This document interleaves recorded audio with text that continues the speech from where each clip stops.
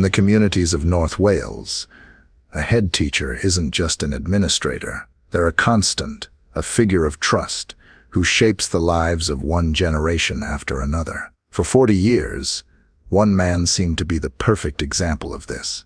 His name was Neil Foden. As head teacher at Ysgol Friars in Bangor, he was known for his discipline, high standards, and constant presence. He was, by all accounts, a pillar of the community. But behind the facade of the trusted teacher, behind the closed door of his office, Neil Foden was hiding a monstrous secret. For decades, he wasn't just shaping lives, he was shattering them. This is the story of a shocking betrayal, of a system that failed, and of how a prolific child abuser managed to operate right under everyone's noses. This is the story of the predator who hid in plain sight. Neil Foden started his career in education back in 1979. Over the next 4 decades, he built a reputation as a force to be reckoned with in the Welsh school system. He took the top job at Ysgol Friars in Bangor in 1996 and stayed there for over 25 years. To the outside world, he was the ultimate disciplinarian, a traditional headmaster who commanded respect and sometimes fear. He wasn't shy about speaking publicly about standards and safety in schools. In 2021, he even took on a second role as a strategic head for another school, cementing his status as a top figure in local education. He built up this image of total authority. He was the man in charge, the one who set the rules, the one parents trusted to keep their kids safe. Thousands of students passed through his schools, their futures guided, it seemed, by his steady hand. But as investigators would find out, this public image was just a mask. Some former colleagues described his leadership with a chilling phrase: "You were either in his gang, or you were not." It's possible this atmosphere of intimidation was the very thing that let his darkness grow, completely unchallenged, for so long. While the most horrific truths about Neil Foden stayed buried for decades, there were warning signs. Years before he was arrested for sexual crimes, Foden's behavior had already been called into question. Back in March 2020, he faced a hearing, not for abuse, but for bullying his own staff between 2014 and 2016. The claims included targeting a whistleblower who had raised concerns about fake exam results. It painted a picture of a man who ruled by fear, who couldn't stand being challenged, and who created a culture where speaking up against him was career suicide. Even more disturbing, real concerns about Foden being inappropriately close with female students were officially raised in 2019, and yet the local authority, Ysgol Friars, decided not to launch a formal investigation because they said there weren't any specific allegations. An independent panel actually made several recommendations that same year, but it's still not clear if they were ever actually put in place. The judge in his criminal trial would later call this failure to investigate very concerning, suggesting it might have made Foden feel like he was untouchable. The system that was supposed to protect children had been warned, and it failed to act. The predator wasn't just hiding, he was being protected by the very system he was part of. So what brought it all crashing down? It wasn't an official inquiry or a big review. It was the courage of a child and the quick thinking of a concerned adult. On September 6, 2023, the respected head teacher's world began to fall apart. A report was made to North Wales Police. A child, identified in court as Child A, had revealed an inappropriate relationship with Foden and bravely showed an adult the proof, a stream of messages and images that left no room for doubt. This time the police acted with a speed that had been missing years earlier. That very same afternoon, officers showed up at Ysgol Friars. They didn't call ahead. They walked right into the heart of his kingdom and arrested the 66-year-old head teacher in his own workplace.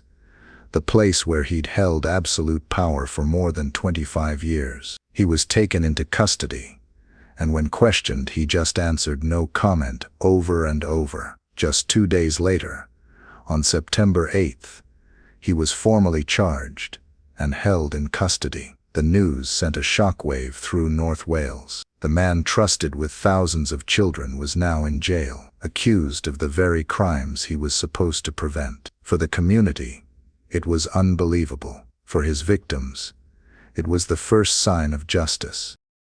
The story of Neil Foden is a difficult one, but it's vital that we tell it. It's a stark reminder of how predators can twist positions of trust.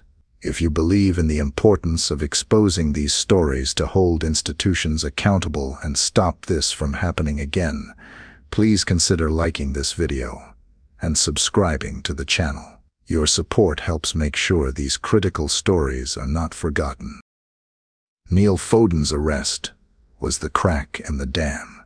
As soon as the news broke, the silence that had protected him for decades was shattered. Other victims, seeing that he was no longer an untouchable figure of authority, bravely came forward. What started as an investigation into one child quickly grew as more girls shared their own horrific stories.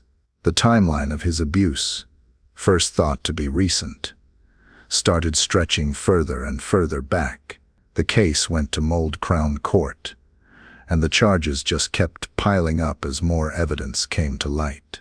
By the time his trial started in April 2024, Foden was facing an incredible 19 charges related to 4 victims. The list of charges was a textbook example of predatory behavior: 12 counts of sexual activity with a child, causing a child to engage in sexual activity, sexual communication with a child, and even sexual assault of a child under 13. Investigators uncovered a devastating pattern of grooming. Foden targeted vulnerable girls, some of whom were in the care system, preying on their need for attention. He would hug them when they were upset, only for his hands to wander. He used his power to enforce secrecy, exploiting their vulnerability and his own trusted position to make sure they'd never tell. The sheer number of charges made one thing clear: this wasn't a one-time mistake. This was a calculated, predatory campaign he had been running for years. The trial lasted for nearly 4 weeks. For the jury, it was an agonizing look at the evidence that exposed the massive gap between Foden's public duty and his private crimes. The prosecution presented hundreds of secret messages and deleted images that had been painstakingly recovered by digital experts. The court heard from the brave young women who finally had the strength to face their abuser. Through it all, Foden claimed he was innocent, denying every single charge. The judge later said that some of the excuses Foden gave for his behavior beggared belief at times. He showed no emotion as the verdicts were read, just staring straight ahead as his life's great lie was torn apart in front of everyone. In May 2024, after deliberating for just over a day, the jury delivered its verdict. Neil Foden was found guilty of all 19 charges. The pillar of the community was now officially a convicted predator. The verdict was a powerful moment of validation for his victims, and a day of reckoning for a man who had escaped justice for far too long. A spokesperson for the prosecution praised the victims, saying, "These crimes were shocking as Foden was a trusted and well-respected individual. The victims are to be commended for their bravery in coming forward and giving evidence." On July 1st, 2024, Neil Foden returned to court for sentencing. Judge Rhys Rowlands handed down a sentence that matched the horror of his crimes: 17 years in prison. Foden was ordered to serve at least 2/3 of that time before he could even be considered for release, and was put on a sexual harm prevention order for life. This ensures he can never again be in a position of unchecked power over children. In his sentencing remarks, the judge pointed out Foden's complete lack of remorse and the deep, lasting trauma he had caused his victims. And the institutional failures weren't ignored. The judge specifically called out the very concerning decision by the council not to properly investigate the warnings raised back in 2019. But the conviction wasn't the end of the story. After the trial, a BBC Wales documentary aired that brought new allegations to light from women who claimed Foden's abuse went as far back as 1979. Police were told there could be as many as 20 potential victims in total. The case even prompted questions in the Welsh Parliament and led the Children's Commissioner for Wales to demand a full investigation into how the system failed so badly. An appeal to have Foden's sentence increased was filed, but was later withdrawn. The fallout from the Neil Foden case has been huge and is still unfolding. The local council, Ysgol Friars, has promised to leave no stone unturned in its own investigations. In January 2025, it adopted a formal response plan and set up a board led by the former Children's Commissioner for Wales, Professor Sally Holland, to figure out what went wrong and strengthen safety procedures. The council hired an independent barrister to investigate the specific failures of 2019 and has started putting new systems in place for record-keeping, whistleblowing, and staff training. The North Wales Safeguarding Board has also launched its own independent review, which is expected to release its findings sometime in 2025. The scandal has shaken public trust to its core. The leader of Gwynedd Council said, "The victims and their families remain in our thoughts as we investigate what went wrong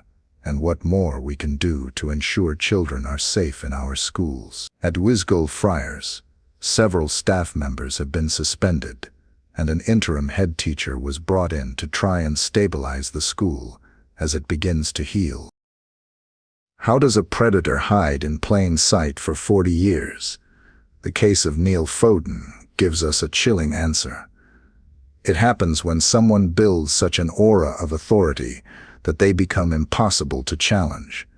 It happens when a culture of fear silences anyone who sees the warning signs. And it happens when the institutions designed to protect us fail to listen and fail to act. Neil Foden was more than just one evil man. His story represents a complete and catastrophic failure of the system. He exploited the trust of students, parents, and his own colleagues. For decades, the public saw a dedicated head teacher, but his victims saw the monster he really was.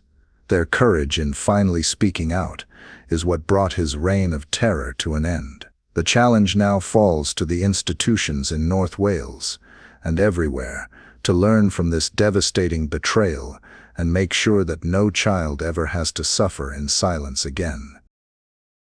The conversation around child protection is one of the most important we can have. If you've been affected by any of the issues in this story, resources are available from organizations like the NSPCC. Please share your thoughts respectfully in the comments below, and thank you for watching.